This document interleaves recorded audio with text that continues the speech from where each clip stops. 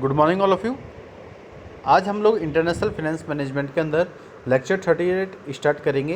पिछले लेक्चर के अंदर हम परचेजिंग पावर पैरिटी थ्योरी के बारे में पढ़ा था, जो कि एक इकोनॉमिक एनालिसिस होता है, मैक्रो इकोनॉमिक एनालिसिस होता है, जहाँ पे हम लोग दो कंट्रीज़ के प्राइस लेवल को देखते हैं कि सेम क्या है और उसको एक्सचेंज रेट अकाउंट्स में डालते हैं।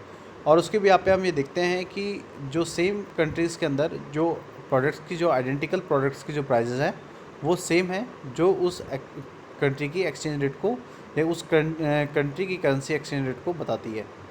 When making comparison between the countries which use different currencies, it is necessary to convert values such as national income means GDP to a common currency। कि हम जब भी कंपैरिजन करते हैं कंट्रीज़ के बीच में, तो हम यूज़ करते हैं उन डिफरेंट करेंसीज़ को जो कि नेसेसरी होती है अब उसको कन्वर्ट करने के लिए डिफरेंट वैल्यूज़ के अंदर। तो जो नेशनल इनकम है वो मेनली यूज़ की जाती है उसको जब हम कॉमन करेंसी के अंदर कन्वर्ट करते हैं। तो जब हम ये देखते हैं तो परचेजिंग पावर पैरिटी थ्योरी के अंदर उसको किस तरीके से किया जाता है कि using market exchange rate such as $1 is $200 वो। तो जो मार्केट एक्सचेंज रेट है वो हम ये कह सकते हैं कि $1 की कितनी है, 200 पाउंड है। तो हम ये कहते हैं कि जो परचेजिंग पावर पैरिटी है उसका यूज़ यहाँ पे किया जाएगा। तो दो वे से हम ये देखते हैं। तो मार्केट एक्सचेंज रेट एक क्या है कि using market exchange rate creates two main difficulties. First, market exchange rate can quickly change which artificially change the value of the variable in a question such as GDP। For example, a 1 month appreciation of the US dollar by 5% against the Japanese yen would reduce the dollar value of the Japanese economy by 5%. Clearly, this is a more to do with the changes in the exchange rate than changes in the underlying state of the Japanese economy. कि जैसे कि मैंने आप लोगों को बताया कि ऊपर की जो दो वेज होते हैं कि जैसे कि हम यूज़ कर रहे हैं मार्केट एक्सचेंज रेट को, तो जैसे $1 की जो वैल्यू है वो 200 जापानीज़ येन है। तो जो हम परचेजिंग पावर पैरिटी को किस तरीके से यूज़ करेंगे, तो हम ये देखते हैं कि जो मार्केट एक्सचेंज रेट है वो क्विकली चेंज होती है। तो जो आर्टिफिशियली चेंज है उस वैल्यू के अंदर, तो जो वेरिएबल है क्वेश्चन के अंदर वो GDP को लेके होता है। तो हम एग्जांपल से समझते हैं कि एक मंथ का जो एप्रिसिएशन है US डॉलर का वो 5% जापानीज़ येन के अगेंस्ट हो जाता है। तो जो डॉलर की जो वैल्यू है वो जापानीज़ इकोनॉमी के अंदर रिड्यूस होने लगती है 5%। तो क्लियरली हम ये बता रहे हैं कि जो भी चेंजेस हो रहे हैं एक्सचेंज रेट के अंदर वो चेंज कर रहे हैं उन अंडरलाइंग स्टेट्स को जो जापानीज़ इकोनॉमी की हैं। Secondly, market exchange rates are determined by the demand and supply of currencies, which reflect changes in imports and exports of traded goods and services. However, not all countries may trade the same proportion of their income and output, so currencies value are not determined on a consistent basis. Secondly अगर हम ये कहें तो हमने जो दो difficulties की बात की थी, तो जो मार्केट एक्सचेंज रेट है वो डिटरमाइन किया जाता है डिमांड और सप्लाई से किसी करेंसी की। तो उससे जो रिफ्लेक्ट होता है वो चेंजेस करता है उन इंपोर्ट्स और एक्सपोर्ट्स को जो ट्रेडेड गुड्स और सर्विसेज के होते हैं। तो हम ये कहते हैं कि जो कंट्रीज़ हैं वो सेम प्रोपोर्शन के अंदर ट्रेड करती है और अपने इनकम और आउटपुट को बताती है। तो जो करेंसीज वैल्यू है वो किसी कंसिस्टेंट बेसिस पे डिटरमाइन नहीं किए जाते। तो सेकेंडली हमने क्या बताया कि जो मार्केट एक्सचेंज रेट है वो डिटरमाइन किया जाती है करेंसीज की डिमांड और सप्लाई से।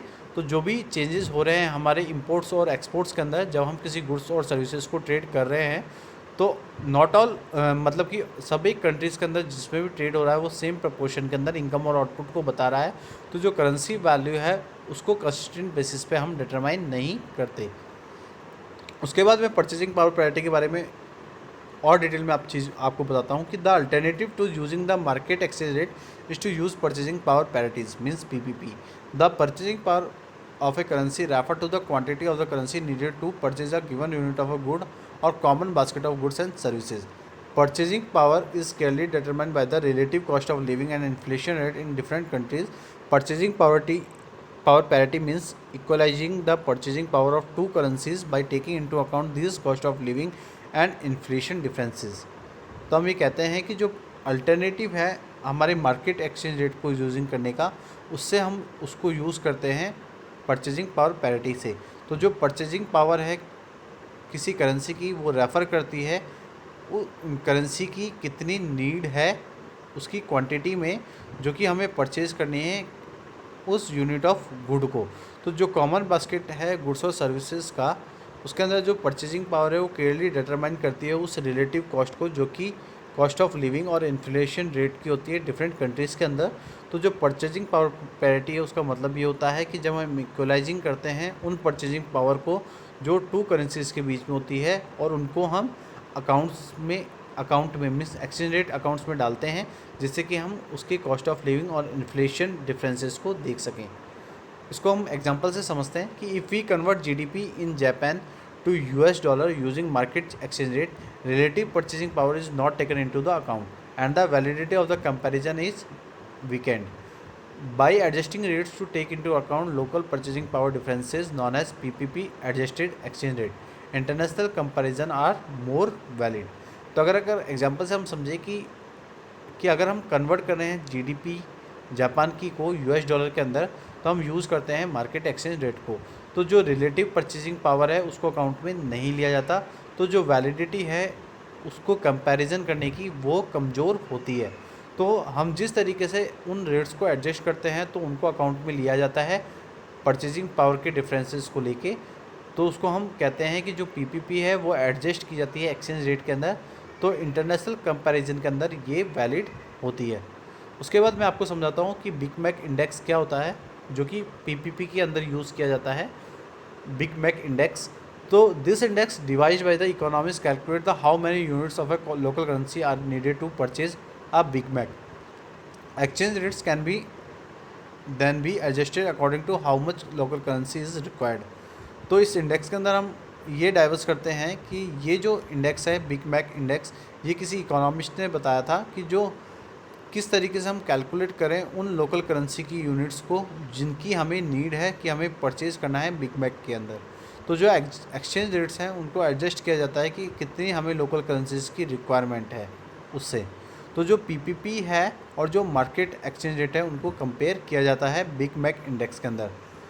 तो the World Bank produces a report every 3 year comparing countries in terms of PPP and US dollar.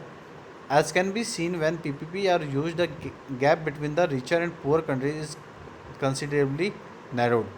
कि अगर हम वर्ल्ड बैंक को देखें तो जो वर्ल्ड बैंक है वो प्रोड्यूस करता है उन रिपोर्ट्स को जो कि हर एक 3 साल में कंपेयर करती है कंट्रीज़ की पीपीपी की टर्म में और यूएस डॉलर की टर्म में। तो हम ये देख सकते हैं कि पीपी का यूज़ हम वहाँ लेते हैं जब हमें गैप दिखना हो रिच और पुअर कंट्रीज़ के बीच में, जो कि कंसिडर करता है नैरो वे में। तो अगर हमें दो कंट्रीज़ के बीच में रिचर और पुअर को देखना है कि कौन सी कंट्री ज़्यादा रिच है, कौन सी कंट्री ज़्यादा पुअर है, तो उसके लिए हम पीपीपी का यूज़ लेते हैं, जिससे कि हम दो कंट्रीज़ के बीच में परचेजिंग पावर को देख सकें।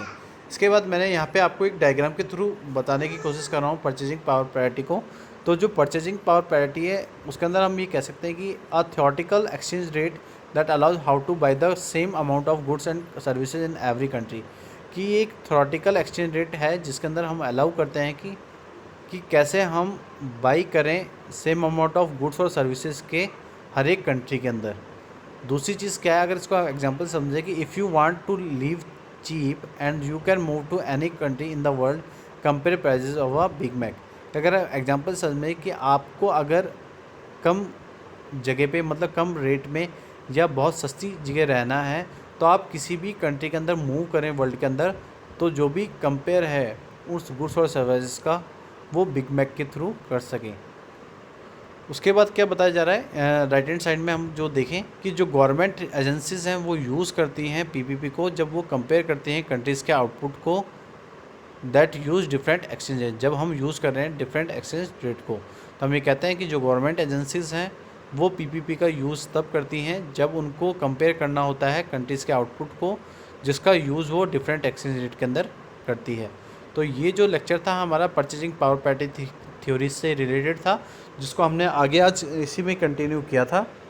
और कंटिन्यू करने के अंदर जो पीपी से रिलेटेड और जो चीज़ें थी, जो बिग मैक इंडेक्स के बारे में बताया मैंने आप लोगों को जिस तरीके से, और परचेजिंग पावर पैरिटी के अदर चीज़ों को जैसे कि बताया कि मार्केट एक्सचेंज रेट का क्या रोल रहता है पीपी के अंदर। तब हमने देखा था कि जो अगर मार्केट एक्सचेंज रेट चेंजेस होती हैं तो जो चेंजेस होता है किसी कंट्री करेंसी की वैल्यू के अंदर वो उसकी जीडीपी से चेंज होता है। तो अगर हमने देखा था कि जिस तरह से एक कंट्री की दूसरी कंट्री की करेंसीज के अंदर जो चेंजेस हो रहा है एक्सचेंज रेट के अंदर, तो उसको पीपीपी के थ्रू एडजस्ट किया जा सकता है। तो आज के लेक्चर के अंदर इतना ही। थैंक यू सो मच और हैव अ नाइस डे।